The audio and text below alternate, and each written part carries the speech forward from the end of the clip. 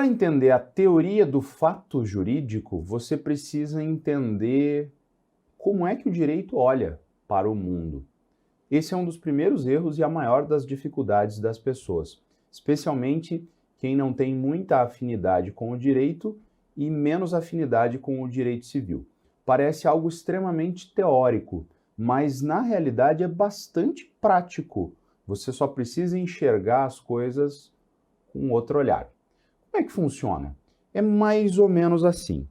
O mundão aqui que a gente vive é o chamado mundo fático. O mundo fático é a nossa realidade, né? É a nossa Terra girando aí ao redor do próprio eixo e girando ao redor do Sol. Pois bem, as coisas acontecem. Essas coisas que acontecem são os fatos, né? São os fatos da vida. A gente hoje vive um mundo no qual há uma tentativa de distinção entre fato e fake. Na verdade, não existe essa distinção. O fato é fato, ele aconteceu. Qualquer coisa que alguém diga a partir do que aconteceu é uma análise do fato. Então, fato num sentido jurídico propriamente dito é intangível para a nossa percepção. Nós simplesmente vamos analisar aqueles determinados fatos e trazer uma percepção sobre eles. Então as coisas acontecem. Pessoas nascem, pessoas morrem, pessoas casam, compram carros, vendem casas, mantêm relacionamentos extraconjugais, matam os outros, pagam seus tributos, deixam de pagar boleto, atrasam dívidas, enfim, uma infinidade de coisas acontece nesse mundão. Milhões, bilhões, trilhões, quatrilhões de coisas. Só que o direito não olha para todas elas. Ele olha para algumas dessas coisas. É como se o direito formulasse um outro mundo, o mundo jurídico. O mundo jurídico é um mundo à parte, que ocorre diferentemente do mundo fático. Só que se nós fôssemos colocar em proporção, o mundo jurídico é um mundinho bem pequeno, porque muita coisa acontece no mundão e o mundo jurídico olha para algumas delas. Então veja, acontecem as coisas e o direito, como se tivesse um telescópio, ele vai olhar para alguma dessas coisas que ocorrem no mundo jurídico. Veja que tudo o que não está sendo captado pelo mundo jurídico simplesmente não acontece no mundo jurídico. É como se o mundo jurídico precisasse dos seus olhos, né? Pensa que você é o mundo jurídico. Não está acontecendo um monte de coisa no mundo? Eu pergunto para você, o que exatamente agora está acontecendo no parlamento do Cazaquistão? Você já pensou nisso? O que exatamente agora está acontecendo na Avenida Brasil, número 2150, da capital do estado do Rio de Janeiro? Você não sabe, você não vê, não existe. No seu mundo, aquilo simplesmente não existe. Ah, depois vão noticiar. Ah, ótimo, aí você vai enxergar. Mas veja que está acontecendo milhões, bilhões, trilhões de coisas no mundo que você simplesmente não tem a mínima ideia do que está acontecendo. Está alguém traindo uma outra pessoa lá no Butão. Está um cidadão deixando de pagar um boleto na Holanda. Mas você não vê isso. O mundo jurídico é como você. Ele vê algumas coisas, outras coisas ele não vê. Aquilo que ele não vê, não existe. No seu mundo, a pessoa pulando a cerca lá no Butão, não existe. Aquele fato não existe para o seu mundinho. Você entende? Então é como se o direito precisasse de olhos para enxergar as coisas. Às vezes nós criticamos o direito porque ele não vê coisas que devia ver. Assim aconteceu por muito tempo, por exemplo, com as uniões homoafetivas. As uniões homoafetivas estavam aqui, ó, para todos os lados, só que o direito não estava vendo. Ele escolhia não ver. Então veja, o que o direito vê ou não vê é uma escolha política, é uma escolha legislativa. São os parlamentares e os membros do executivo e também os membros do judiciário que vão dizer o que se vê e o que não se vê. o que se deve ver, o que não se deve ver. Não se fala muito na tal da judicialização da política? O que é a judicialização da política? É quando o direito, segundo alguns, abre os olhos para coisas que não devia abrir, que era para deixar os políticos resolverem as coisas no seu campo político. Mas o direito vai lá e fala, pera lá, isso aqui que vocês estão fazendo não pode. Pum, susta um ato. O presidente da República vai lá e faz uma coisa, o Supremo Tribunal Federal vem e fala, ô, para aí, chega. Não, isso aí você não vai fazer não. É a judicialização da política. O que os políticos reclamam? Os juristas não deviam estar olhando para isso. Os juristas têm que resolver problemas jurídicos. Esse não é um problema jurídico. O que é a discussão? A discussão é isso aqui, ó. É sobre essa lente. Essa lente, ela tem que ser mais larga ou mais estreita? O que essa lente tem que olhar? Você entende? Esse é o troço que eu acho brilhante no direito, que é o fato da gente simplesmente ignorar que muitas coisas acontecem e outras coisas não ignorar. Falar, não, pera lá, isso aqui a gente precisa resolver. O direito vai resolver esse negócio. Não é a economia que vai resolver isso aí. Não é a sociologia que vai resolver isso aí. Não é a política que vai resolver isso aí. Não é a ética que vai resolver isso aí. Somos nós, o direito. Você entende? Assim como, por exemplo, alguns atos de educação e polidez. Ceder o seu lugar no transporte coletivo para pessoas idosas, para gestantes. Isso deve ser um fato jurídico ou deve ser um fato não jurídico? Moral, ético. Eu, tecnicamente, por uma perspectiva moral interna, vou lá e falo, não, senhor, por favor, senta aqui. Não, por favor, senhor, senta. Esse ônibus é muito rápido e tal, às vezes o motorista dá uma freada brusca, né? O senhor está com coisa na mão, né? Senta aí, dá uma relaxada. O direito precisa falar para mim que isso precisa ser feito? Sim, não. É uma escolha política, é uma escolha jurídica. Então esse é o primeiro aspecto.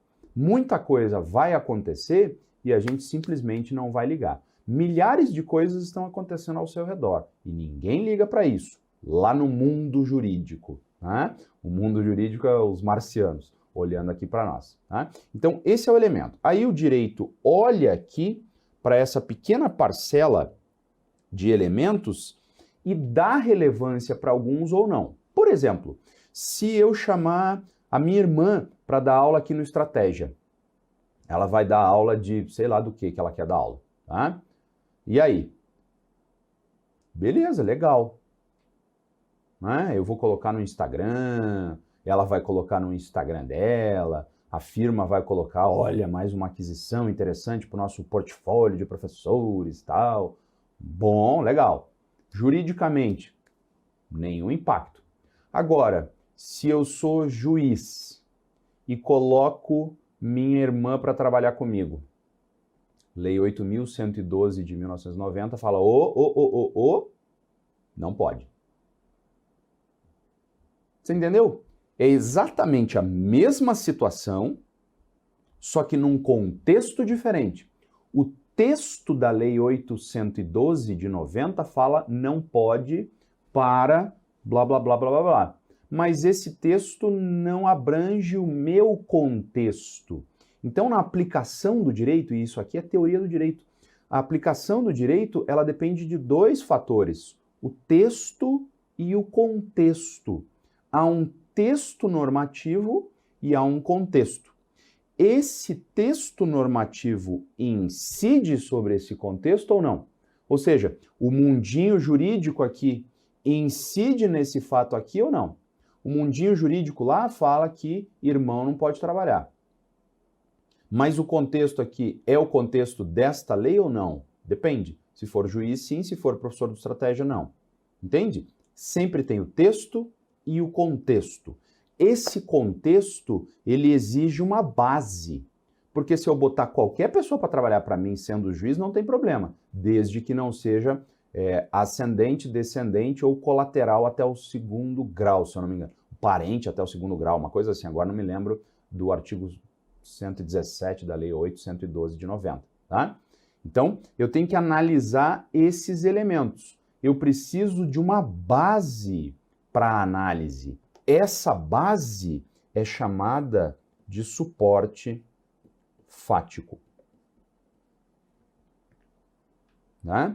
E aqui você vê, às vezes, a notícia de internet, que as pessoas, notícias em geral, né? Que às vezes os jornalistas colocam informações irrelevantes para o direito, mas que são relevantes socialmente. Às vezes as pessoas vão falar, aquele detalhezinho. Tá? Por exemplo, eu sei lá, tem tanta coisa possível de pensar, mas pensa no acidente automobilístico. Você vem, narra para o juiz e fala, não, porque o cidadão a bordo de um veículo azul veio e me atropelou. Já a cor do carro é irrelevante para a aplicação da norma jurídica. Ela se torna relevante se a pessoa falar assim, não, mas eu não tenho carro azul. Você entende? Então o suporte fático, ele é um suporte fático suficiente. Mas tem um monte de coisa a mais que é totalmente irrelevante para a compreensão do suporte fático. Então, minha irmã. É minha irmã. É minha irmã consanguínea, genética, ou é minha irmã adotiva? Irrelevante. A minha irmã é mais nova ou mais velha? Irrelevante. A minha irmã é pobre ou é rica? Irrelevante. Ela entrou num cargo de assessoria, eu sou juiz. Ela entrou num cargo de assessoria o mais baixinho ou ela entrou no cargo de assessoria o top, que tem, o que ganha mais, tá, né? Função gratificada, confiança, não sei o quê. Irrelevante. Quais são as crenças religiosas de minha irmã? Irrelevante. Qual é a crença? Irrelevante. Né? No Brasil isso é engraçado, porque há uma politização das coisas quando é totalmente irrelevante. Né? A gente põe politização ou elementos de religiosidade, né? As pessoas colocam esses elementos de religiosidade, às vezes, em pontos que não fazem nenhum sentido, porque não fazem parte do suporte fático. Mas para a informação, às vezes, causa aquele burburinho, né? É porque fulano nomeou um cidadão de esquerda ou de direita. Ela falou, filho, não faz a mínima diferença, ele nomeou o irmão dele, tá errado, ponto. Você entende onde é que está o buraco? Né? Ou, às vezes, elementos antiéticos, que não são jurídicos. O mundo jurídico não absorve aquilo, mas o mundo político absorve. Você entende? Então, são essas as questões. Eu preciso ter um suporte fático suficiente. Sem o suporte fático suficiente, não vai haver a incidência do direito. E isso é uma coisa que muda com o tempo. Por exemplo, para algumas pessoas se casam, outras não. Essas pessoas que se casam, algumas delas mantêm voluntariamente relações monogâmicas, outras não. Outras têm relacionamentos abertos. Para essas pessoas que vivem relacionamentos monogâmicos, é extremamente importante a fidelidade. Para outras, nem tanto. Para esses que é importante a fidelidade, saber que o outro está pulando a cerca ou não é extremamente importante, não é?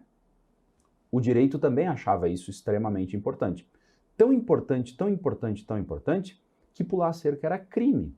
Era um crime de adultério. Qual que era o suporte fático do crime de adultério? O suporte fático do crime de adultério é 1. Estar casado. 2. Manter uma relação extraconjugal.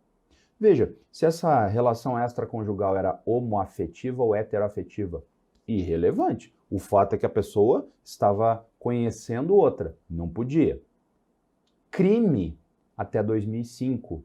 Em 2005, o crime de adultério deixa de existir. A partir de 2005, essa lente aqui, ó, do direito, ela perdeu um pedacinho. Esse micro espacinho aqui é o espacinho do adultério. O direito passou a fazer assim, ó. Ó, tô vendo aqui um monte de gente pulando a cerca. Agora não tô mais. Né? Ajustou o telescópio. E passou a não ver mais o adultério. O adultério deixou de existir? Não. Ele, inclusive, tem relevância em outras paragens. Mas ele deixou de ter relevância para o direito.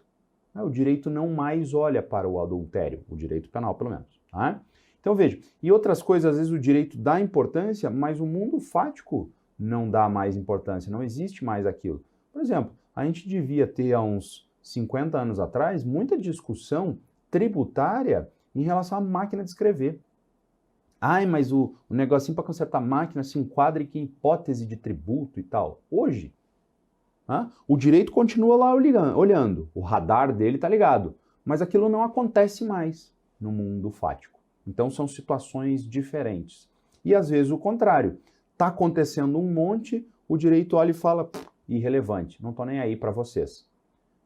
Uma hora ele fala, não, pera lá, agora eu quero olhar para isso aqui, vem aqui para mim. Tá? Como, por exemplo, outro exemplo da área penal, né? O crime de importunação sexual. Até a sua instituição, a importunação sexual era atípica, ou seja, não tinha regulação penal. Eu poderia, tecnicamente, importunar sexualmente alguém sem maiores emoções. Agora não dá. Agora o direito falou, opa, eu estou vendo você importunando sexualmente o outro. Entendeu? Então, esse é um fator determinante para entender a teoria do fato jurídico, a distinção entre esse mundo fático e esse mundo jurídico. Tá? A partir daí, o direito vai olhar esse mundinho aqui e vai fazer uma classificação. Nós vamos classificar os eventos, né? Assim como o astrônomo classifica os corpos celestes.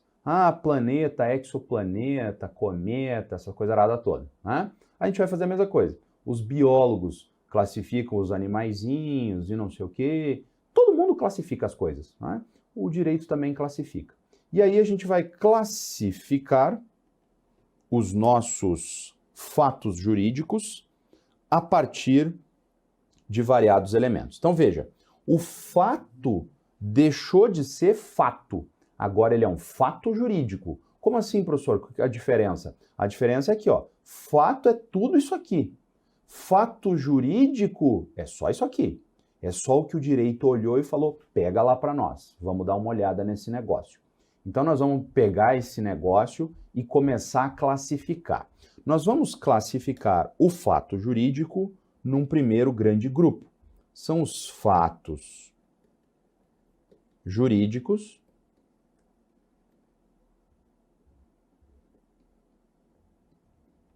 em sentido... aqui eu vou até colocar aqui. O fatos jurídicos em sentido estrito. Então, lá atrás, a gente tinha os fatos jurídicos.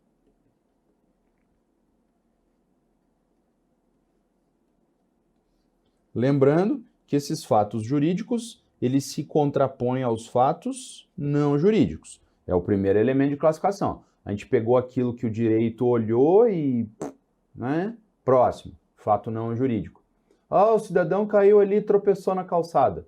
Próximo, não ligamos. Olha ali o vizinho pulando a cerca. Próximo, não ligo para isso aí. Vai, me dá um suporte fático bom aí. Olha, o camarada bateu o carro. Opa! Eita, vamos prestar atenção. Olha ali o cachorro mordendo a perna do cidadão. Opa! Pega lá para nós. A onça foi lá e arranhou a perna do cidadão. Ih, animal silvestre, não tem suporte fático suficiente. Próximo. Você vê? Ser mordido por um cachorro ou por um leão, uma onça, faz toda a diferença. Por quê? Porque o cachorro é de alguém. A onça é um animal silvestre. Não compõe suporte fático suficiente. Mas esse é um outro papo, tá? A gente vai pegar primeiro os fatos jurídicos em sentido estrito. O que caracteriza o fato jurídico em sentido estrito? E olha o tamanho que eu vou colocar aqui para você ver como eu não gosto dessa expressão. Ele é chamado de fato natural. Por que é fato natural? Porque a conduta humana é irrelevante. A vontade humana é irrelevante. Veja, não é que não existe. Muita gente começa a errar as coisas quando troca as palavras. Não é que não existe vontade humana, não é que não existe conduta humana. Pode existir, mas a vontade humana e a conduta humana são totalmente diferentes. indiferentes. É irrelevante. Eu vou olhar para aquele fato jurídico e perguntar assim, aconteceu ou não aconteceu? Não aconteceu. Ah, então não existe. Aconteceu, maravilhoso, fato jurídico. Mas por que aconteceu? Aconteceu por causa de um ser humano? Irrelevante. Ah, mas alguém teve vontade disso? Irrelevante. Por exemplo, o fenômeno da frutificação. Tem uma árvore. Essa árvore é uma amoreira. Uma vez por ano, numa determinada época, ela produz amoras. Isso é relevante para o direito. Por quê? Porque a partir do momento em que eu sou o dono da árvore, eu sou o dono das frutas. Eu me torno proprietário da fruta. E eu, se eu pegar essa fruta, eu posso vender. Alguém pode me acusar de furto ou roubo? Não, é a fruta da minha árvore. É minha essa amora. Agora, se eu apareço com uma amora sem ter uma amoreira, aí começa a ficar diferente. Você entendeu? Agora, a conduta humana, nesse caso, pode existir, até porque eu preciso colher a amora, mas a frutificação em si é irrelevante. Segundo, se a minha amoreira fica na borda do terreno, aqui do lado, aqui, ó, é o terreno do vizinho, tá? Então aqui é o muro da nossa casa. E aqui, ó, vai um galho da minha amoreira pro lado de lá, tá? Esse galho da amoreira vai pro terreno do vizinho e a amora da minha árvore cai no terreno dele. Quando cai no terreno dele a amora é dele. Fato jurídico em sentido estrito. Depende de alguma conduta humana? Não. Mas pode haver uma conduta humana? Sim, eu posso recolher o fruto do chão ou posso recolher ele da árvore. Eu posso esperar ele cair. A morte. A morte é irrelevante à conduta humana. Inclusive, o ser humano se esforça para evitar a morte, mas não adianta muito. Ela vai acontecer. Né? Morreu de quê? Tipo Nerso da Capitinga, assim, né? Ou como a gente diz lá no interior, morreu de morte morrida ou de morte matada, né? Ou seja, morreu naturalmente ou mataram ele? E a gente sabe que morte natural não é exatamente morte natural, mas mortes que poderiam ser evitadas não são, às vezes, por falta de atendimento médico. Você está entendendo por que eu não gosto de fato natural? Porque a morte é classificada como um fato natural. Aí o examinador vem lá e tasca para você, João matou Felipe. Aí você fala, isso aí não é natural, não. Isso aí dependeu da conduta humana. Dependeu da conduta humana. Mas a conduta humana é irrelevante para o fato jurídico em sentido estrito. O suporte fático é morte. Você vai perguntar assim, morreu? Morreu. Aplica. Frutificou? Frutificou. Aplica. Por que frutificou? Porque eu botei lá algum tipo de produto químico que fez a árvore produzir mais rápido? Irrelevante. Morreu porque mataram ou porque... Irrelevante. Claro, lá no artigo 121 do Código Penal, o porquê morreu é importante ou não é? Óbvio. Para dizer que é homicídio, precisa ter um algo mais. Tá? Mas cada coisa no seu lugar. Eu estou falando da morte no sentido geral do termo. Tá? São fatos jurídicos em sentido estrito. Tá? Então eu vou até deixar aqui por hora. Ó, conduta humana irrelevante, vontade irrelevante. Pode existir, eu posso matar porque quis, mas isso é irrelevante. Segundo, os fatos jurídicos são também chamados de atos reais. Nos atos reais, eu vou analisar. Tem conduta? Tem vontade? Tem conduta. Mas a vontade é irrelevante. Tá? Irrelevante. Tem que existir uma conduta humana, porém, é o caso da pessoa que pesca. A pesca é uma forma de aquisição de propriedade. Você adquire propriedade sobre o peixe. Como? Pescando ele. Veja, precisa de uma conduta sua? Sim, precisa você pescar. Sem você pescar, não tem peixe. Tá? Ah, professor, se o peixe pular em cima do saco de peixe do cidadão e cair lá dentro sem precisar fazer nada, precisou você colocar um negócio de peixe lá. Ah, o peixe magicamente ele não vai pulando até a tua casa. Tá? Não viaja no exemplo. Aí você foi lá e pescou, caçou. A caça é uma forma de aquisição de propriedade.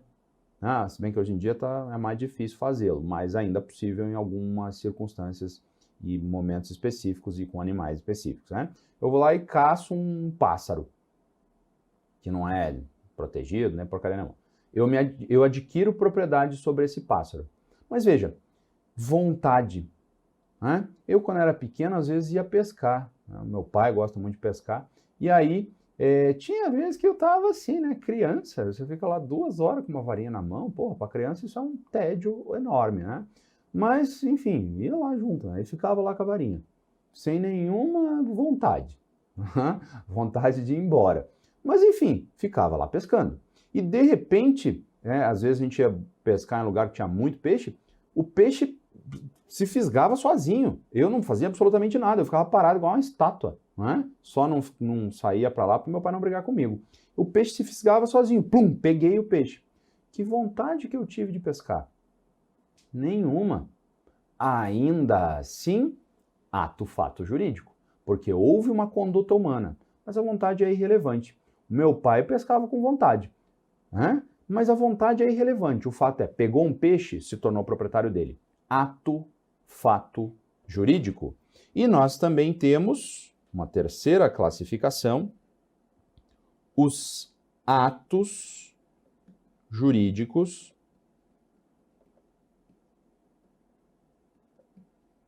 em sentido amplo. Os atos jurídicos em sentido amplo exigem conduta e exigem vontade.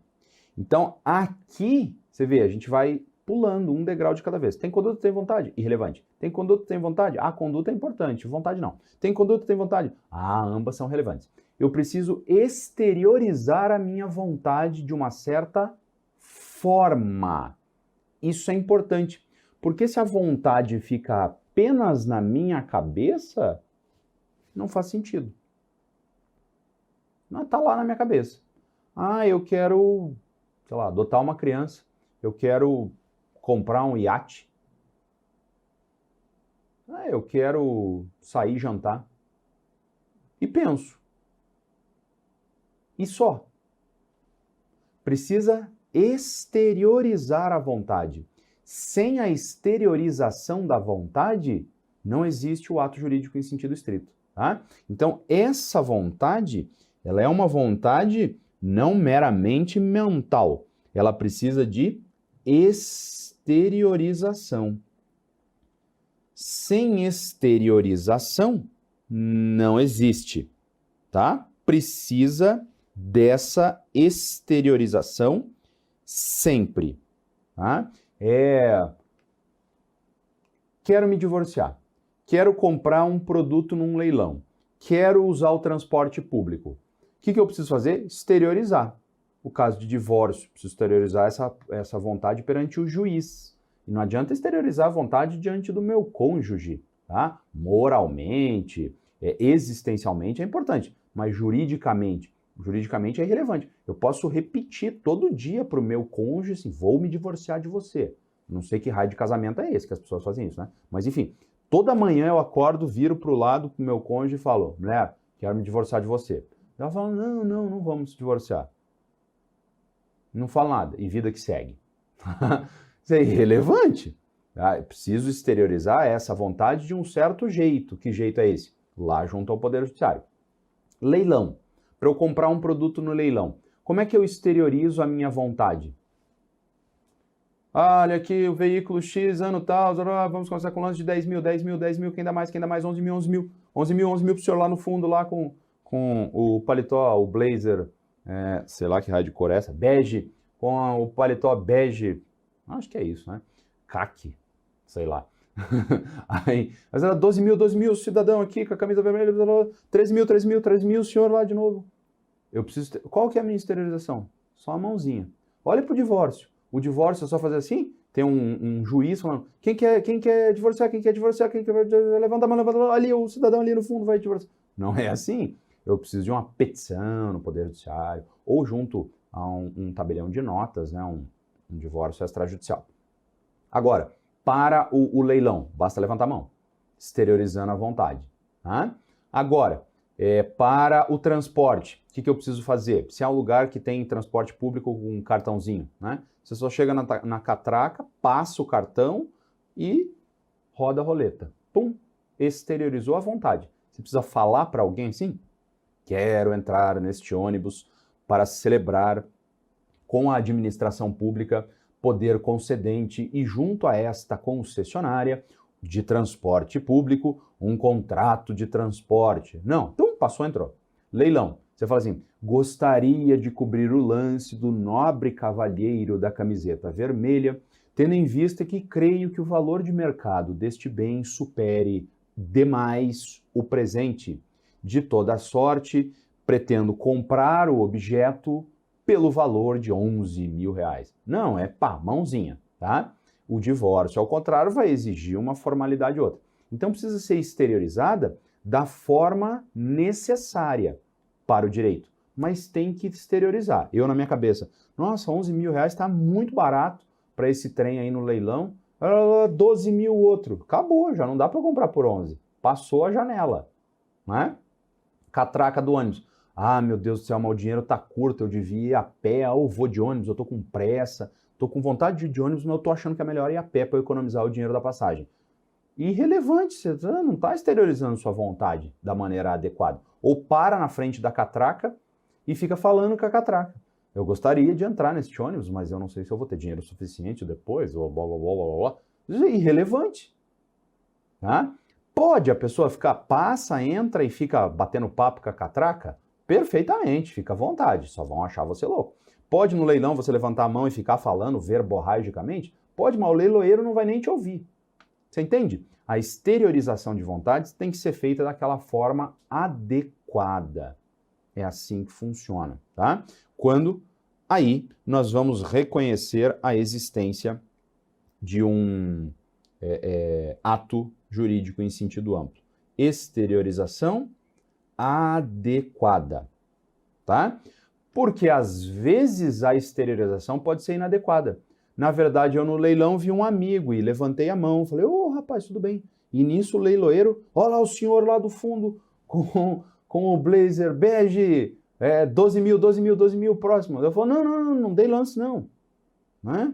Essa exteriorização tem que ser adequada. Para eu provar que não foi um lance que eu dei é uma outra história, mas o fato é que não tinha exteriorização consciente de vontade. Precisa ser uma exteriorização consciente de vontade, senão a gente vai ter problema, tá? Esses atos jurídicos em sentido amplo se subdividem. Se subdividem em 3. Em atos jurídicos em sentido estrito. E vamos ficar por aqui por hora, o ato não negocial, tá? É o ato não negocial. Lembra, em todos aqui existe vontade, existe conduta e existe vontade, tá? Eu não vou ficar repetindo. O grande elemento que nós temos aqui são os efeitos. Então, tem vontade, tem efeito. Como é que funcionam os efeitos nos atos jurídicos em sentido estrito? Eles já são todos pré-determinados. Ou seja, eu tenho que agir. Se eu não agir, é um fato jurídico, precisa de uma conduta. Essa conduta precisa de vontade, porque se não tiver vontade é um ato-fato jurídico. Não, é um ato jurídico em sentido estrito. Tem conduta, tem vontade. Mas o que acontece quando eu ajo com vontade? São os efeitos. Esses efeitos já estão pré-determinados. Já está fixado o efeito. Eu não posso escolher os efeitos. É automático. Então a escolha de efeitos é inafastável. Não tem como afastar ou mudar o efeito. Por exemplo, pagamento. Qual é o efeito do pagamento? O primeiro efeito do pagamento é extinguir a obrigação. Você pagou, acabou a dívida. Segundo efeito, obrigar o devedor a emitir quitação. O credor. O credor tem que emitir quitação. É só você imaginar no banco. Você chega no banco com o boleto para pagar. Aí o camarada pega o dinheiro, pá, faz o cálculo, bota o boleto lá na maquininha, né? Você paga físico ainda, vai lá e paga o trenzinho lá. Aí sai uma numeração, um código, que é a quitação, né? O comprovante de quitação, que se dá no próprio título. É obrigatório que você receba a quitação. O que acontece se a pessoa do banco bota na máquina lá e não sai nada? Ela fala, ih, rapaz, não tá saindo negócio aqui, tá aqui, próximo. Você, próximo cacete, pera lá. Cadê minha quitação? Como é que eu vou provar que eu paguei? Você é obrigado a emitir a quitação, senão você me devolve o dinheiro. Não vou pagar sem quitação, não. Você entendeu? É automático. O credor não pode escolher dar quitação ou não. Inclusive, se ele não quiser dar quitação, eu retenho o dinheiro. Extinção da obrigação. O credor pode falar para você assim, ó, você está pagando, mas não vai extinguir a dívida, você vai continuar devendo para mim. Não tem como. Por quê? Porque os efeitos são inafastáveis. Não tem o que fazer. É um ato não negocial. Não dá para negociar. Adoção. Para adotar alguém, eu preciso de uma conduta? Sim, se eu ficar em casa parado, não se adota uma criança. Eu preciso ir lá e dar início aos procedimentos. Depende de vontade? Claro, não dá para adotar uma criança contra a minha vontade. Ou sem vontade. Irrelevante a vontade do Paulo para adotar. Toma aqui uma criança. Não tem como. Não, eu não quero adotar, vocês estão loucos? Precisa de vontade. Essa vontade tem que ser exteriorizada. Eu tenho que chegar lá junto ao Poder Judiciário para os trâmites necessários. Tá? E junto ao Poder Executivo também. E aí? Eba, vou adotar criança. Maravilha, meu sonho de vida. Mas, gente, pera lá. Assim, eu já tenho 2 filhos. E o problema é que educar criança nesse país é muito caro. Eu quero adotar essa criança só para ajudar ela, mas eu não sei se eu vou dar conta e eu não quero prejudicar os meus 2 filhos consanguíneos, tá? Então, assim, se no fim do mês tem R$3.000 e a escola das crianças é 1.500, eu vou botar os meus 2 filhos consanguíneos, porque, enfim, são meu de sangue, né? Vou botar eles na escola particular. E aí o adotado eu coloco lá na escola pública, tá? Mas pelo menos ele vai ter teto sobre a cabeça. E quando eu morrer, eu sei lá de onde veio essa criança, sabe? Ah, não quero que fique meu dinheiro não para ela. Não, vai herdar não. Eu quero adotar, mas bota aí, ó. Bota aí na ata da adoção que ela não vai ter direito hereditário. Pode? Não pode. Por quê? Porque os efeitos são inafastáveis. Eles já estão todos pré-determinados em lei. Não dá para escolher efeito diferente. Sacou? Esse é o ato-fato jurídico. Segundo ponto. Segunda classificação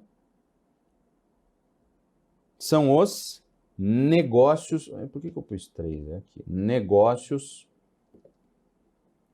jurídicos. São os atos não negociais. Aqui, os efeitos são relevantes. A escolha, não que lá atrás, aqui no ato jurídico em sentido estrito, os efeitos não são relevantes, né? A escolha de efeitos é irrelevante, eu não posso escolher efeitos. Aqui no negócio jurídico, eu posso escolher as categorias eficaciais. Então, veja, eu tenho que agir, a minha ação tem que estar imbuída de uma vontade e essa vontade tem que ser exteriorizada de um jeito. Exteriorizada de um jeito, ela vai produzir certos efeitos e esses efeitos eu escolho. Veja, eu vou falar em escolha de efeitos aqui nos outros? Não faz sentido falar em escolha de efeito aqui, porque nem a vontade é relevante aqui. O que eu vou falar de escolha de efeito? Tem como eu escolher não me tornar proprietário das frutas da minha árvore? Não, é automática a aquisição de propriedade. Tem como eu falar em não aquisição de propriedade quando pesca? Não, é automática a aquisição de propriedade. Você entendeu? Eu nem falo em efeito, se eu fosse colocar aqui a escolha de categorias eficaciais, porque isso é totalmente irrelevante lá atrás. Não pode escolher categoria eficacial. Nem aqui pode escolher categoria eficacial.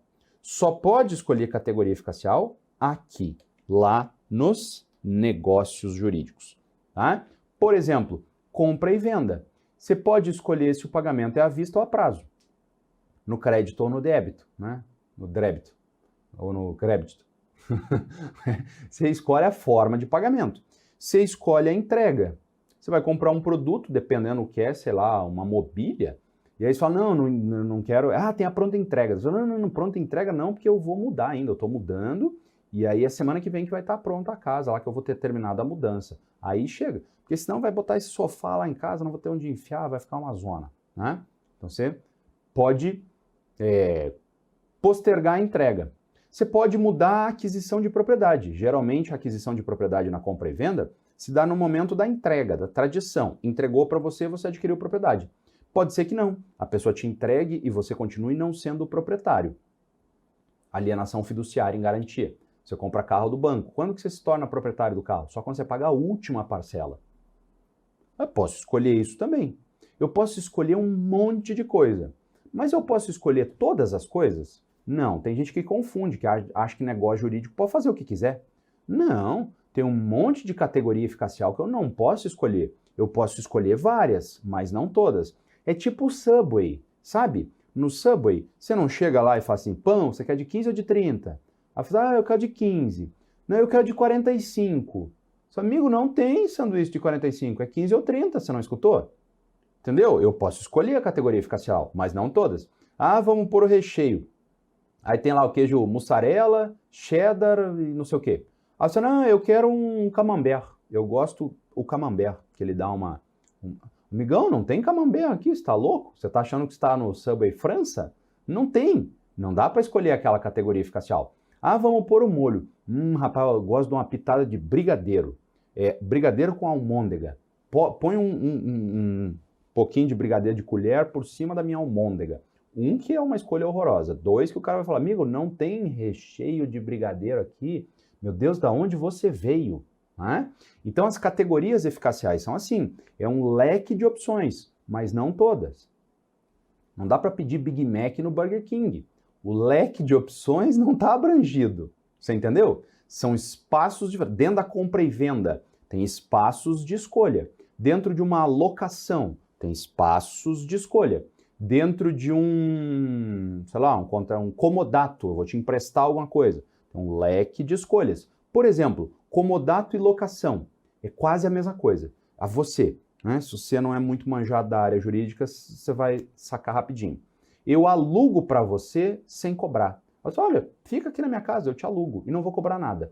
Aí eu faço uma locação e dentro do contrato de locação não tem o preço, porque eu vou te alugar de graça.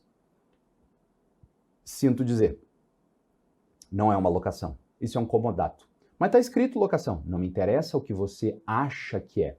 Não me interessa, e aqui eu volto lá atrás, não me interessa o que o mundo inteiro diz. O que interessa é o que eu estou olhando, o que o direito está olhando. O direito olha e fala, é um empréstimo? É. É coisa infungível? É uma casa. Tem preço? Não, é comodato. Então, a escolha de categorias eficaciais, ela não é assim do jeito que eu quiser. Existem limites para as escolhas de categorias eficaciais, tá? Muita cautela. Então, eu posso escolher esses efeitos dentro de determinados limites, tá? Esses negócios jurídicos podem ser de 3 tipos. Eles podem ser unilaterais, eles podem ser bilaterais e eles podem ser plurilaterais. Qual que é a diferença? A quantidade de vontades necessárias.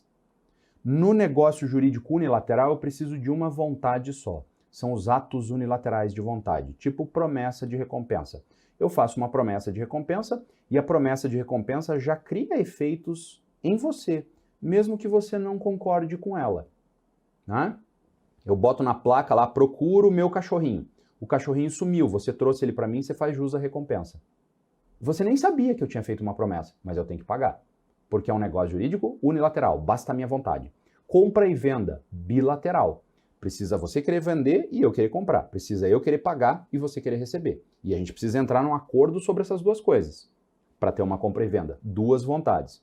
Plurilateral, mais de 2 vontades são necessárias. É o caso do contrato social, o contrato de empresa, sociedade empresarial. Tá? Eu preciso de vontade de vários sócios. Tá? Aqui é uma perspectiva clássica, porque hoje tem sociedade unipessoal e tal. Mas enfim, não vou entrar nesses detalhes porque o direito empresarial esculhambou a brincadeira. Tá? Mas é quando eu preciso de várias pessoas para uma única coisa. Senão, não resolve. Tá?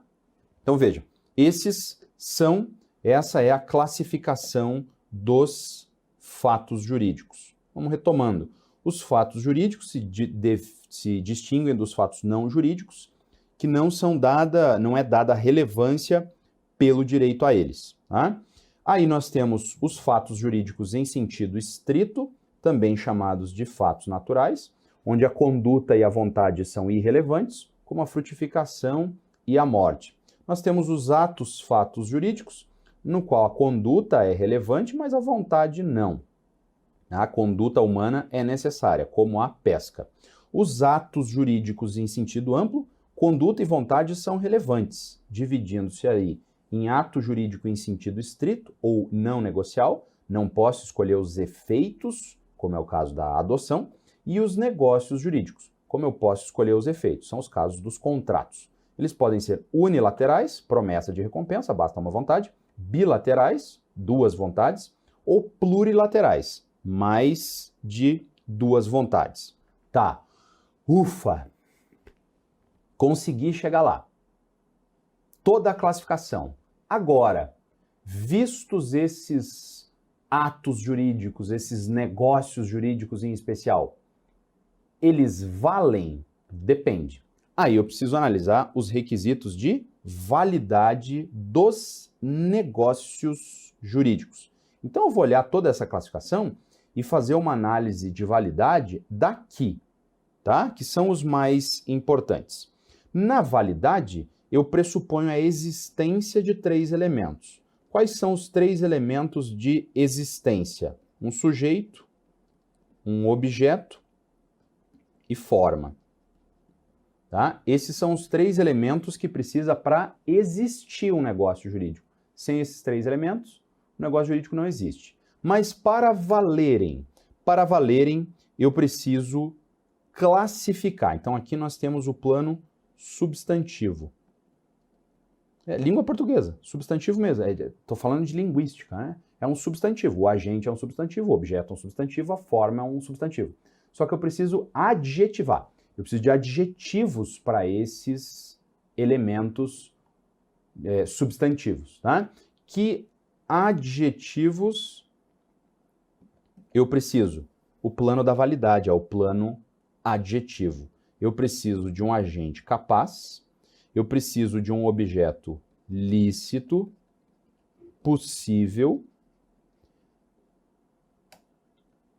determinado ou determinável, tá? Não determinado, mas determinável, e de forma que esteja prevista em lei, prescrita, ou que não seja proibida, não defesa em lei. Tá? Sempre preciso desses elementos todos. Bem simples. Tá? A gente pode analisar cada um desses elementos isoladamente. Primeiro, agente capaz. O agente precisa ter plena capacidade. Precisa ser maior de 18 anos. Por quê? Se ele tiver menos de 18 anos, é um requisito de validade. Se ele tem menos de 18 anos, esse negócio jurídico é inválido. Seja ele absolutamente incapaz, seja ele relativamente incapaz. Inválido, tá? Se não houver o cumprimento da capacidade desse sujeito. Tá? Atenção, porque o artigo 105 do Código Civil dirá que a incapacidade relativa das partes, de uma das partes, não pode ser invocada pela outra em benefício próprio. Ou seja, eu contrato com alguém que tem entre 16 e 18 anos. Eu sei disso. Ela é incapaz. Eu vou lá, faço o negócio, ela me entrega o produto e eu não pago. Eu falo o quê? Não vou pagar, porque esse negócio é inválido, porque você é incapaz. Não pode invocar em benefício próprio, tá? Para não ter esse tipo de sacanagem. E, segundo ponto, também, o artigo 121, o artigo 112 diz que para essa questão de capacidade eu sempre vou analisar muito mais para a intenção daquilo que foi dito do que para a linguagem literal, porque a literalidade confunde às vezes, tá? Por isso sempre atentar para a vontade real, para aquilo que a parte efetivamente queria, por conta de uma análise subjetiva, o que passava na cabeça lá do cidadão, tá? Muito mais a intenção do que a linguagem literal. Como fazer isso sempre vai ser difícil, tá? Segundo ponto, objeto. O objeto lícito, possível, determinado e determinável. Licitude, tranquilo, objeto mediato e imediato, tanto a ação quanto o objeto. A ação tem que ser lícita. Ação, vender, lícita. Objeto mediato, a coisa, ilícita, vender cocaína, e inválido. Vender casa, válido, tá? Ou a própria ação, matar. Matar, a conduta em si já é ilícita. Objeto ilícito. Objeto impossível. Cuidado com o objeto impossível, porque a impossibilidade, ela tem que ser originária, para que nós falemos de invalidade, tá? É impossível, não tem como. É impossível desde o primeiro momento, aí é inválido. Se tornar impossível depois, aí é uma outra história. E segundo, a impossibilidade precisa ser absoluta. Porque se for impossibilidade relativa, não tem problema. O que é impossibilidade relativa? Eu compro um apartamento, posso morar nele? Não, por quê? Porque está sendo construído. É absoluta essa impossibilidade? Não, porque uma hora eles vão terminar. Impossibilidade relativa nesse momento, tá? E determinabilidade. Eu tenho que ter um objeto específico fixado, ou pelo menos fixável para isso, tá? Sempre em relação ao objeto de indeterminabilidade. Aqui, claro, a gente pode fazer algumas classificações ainda em relação à licitude, possibilidade e determinabilidade, mas aí são classificações menores que eu deixo para o material em PDF, lá você acompanhar o livro eletrônico, tá? E a forma prescrita ou não defesa em lei. Em relação à forma prescrita ou não defesa em lei, cuidado para alguns detalhezinhos, tá? Reserva mental. A reserva mental, ela é irrelevante. Reserva mental é aquilo que eu faço um negócio com você, mas eu externo alguma outra coisa, né? Deixo lá dentro da minha cabeça alguma coisinha. A reserva mental é irrelevante, em regra, salvo se a outra parte sabia ou devia saber, tinha meios para saber sobre a minha reserva mental, tá? Aí eu vou falar em invalidade do negócio. Segundo ponto, o silêncio. Como é que eu vou interpretar o silêncio nos negócios jurídicos? Tá? Aqui tem o ditado popular, quem cala consente. Esse ditado está quase certo. É quem cala parece consentir. Não consente. Às vezes a pessoa não consente, mas parece que está consentindo. O silêncio pode ser tido como uma manifestação de vontade, ou seja, preenche uma forma exigida em lei? Sim, quando as circunstâncias do caso determinam que o silêncio deveria ser reputado como uma aceitação, quando os usos e costumes fazem entender que há uma aceitação, em situações específicas como essa. Tá? Então, em determinadas circunstâncias, o silêncio é reputado como aceitação. Como é o caso da pessoa vir me oferecer um produto, falar o preço e entregar, e eu entrego o dinheiro só, silêncio, sem nenhuma manifestação de vontade, eu estou aceitando, né? Então, é possível sim compreender o silêncio como aceitação de vontade. Terceiro ponto, não é necessário nenhum tipo de forma especial em regra, tá? Os negócios jurídicos não exigem forma especial em regra, salvo os negócios jurídicos solenes. Eu posso vender o meu celular para você verbalmente, sem nenhum problema. Eu posso fazer uma promessa de recompensa pegando um megafone e gritando na rua, ou botando uma figurinha numa placa, ou enfim, né? Eu posso vender minha casa para você. Ah, pera lá, aí eu vou exigir forma pública.